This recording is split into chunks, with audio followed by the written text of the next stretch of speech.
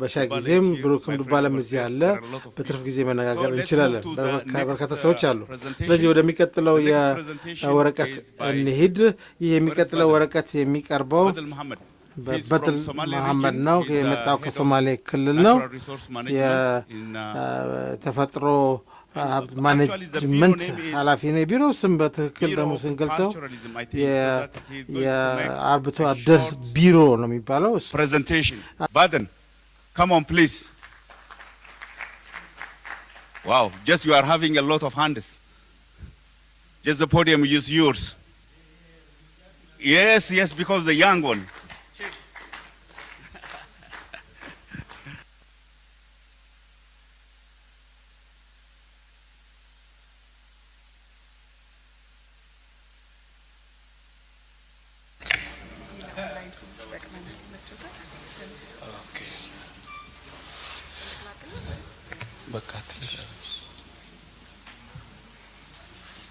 Okay, thank you very much.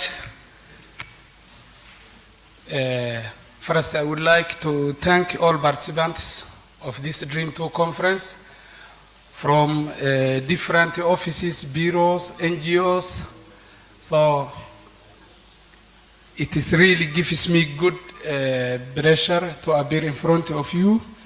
I am here to present a small case study which is about the need for coordination and the cooperation, the case of gully control near Jigjiga town. So this will be my presentation. Gully control is developing in different parts of Somali region, but this small case study is about only the Jigjiga town. So I will first discuss the challenges, the area. I am also going to discuss, to present the efforts and the way ahead. So if we go first to the challenges, extensive gully development is developing near Jigjiga, particularly Sheikh Ali Gur, Bolidid, Kalamarda, and the other areas of the town. But Sheikh Ali Gur, Bolidid, and the Kalamarda are the areas we focused on this. And this gully development is treating the future of the city. You know, Jigjiga is the capital city of Somali regional state. So if we do not properly manage or protect this gully development, it will affect the future development of the city. So the gully is damaging also productive and arable and grazing lands. Due to this gully development, it is affecting the farmlands surrounding Jigjiga town as well as the grasslands. Also, this gully is damaging the infrastructures such as water supply, roads, and the other social infrastructures surrounding Jigjiga town. So it is extending to the city at a rate of about 70 meters per year. This gully is an active gully and developing. So as we will see the coming slides, it is developing 70 meters per year. So this gully is Sheikh Ali Gur, and if this gully continues, it will invade the town. Also, this gully is affecting or draining the shallow groundwaters around Jigjiga. It hampers access to the field. People living the outskirts of Jigjiga cannot cross each other due to these gullies. Also, it hampered the farm operations and the transportation. So this is the major water supply system around Jigjiga. This is extensive arable land affected by gully development. This area was the farmlands. It was a farmland earlier, but you see how it degraded. The gully development, we measured the development of the gully within 18 years from 2003 to 2021.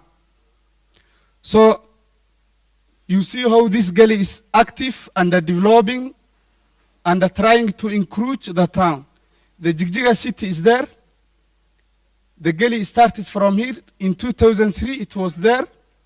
So it was developing time after time.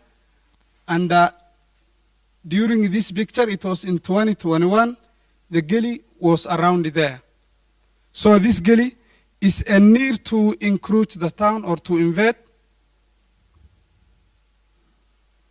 An area, the watershed area of Jigjiga has, or is 1,500 square kilometers. So there are some factors contributing the development of this gully. The first one is geological formation.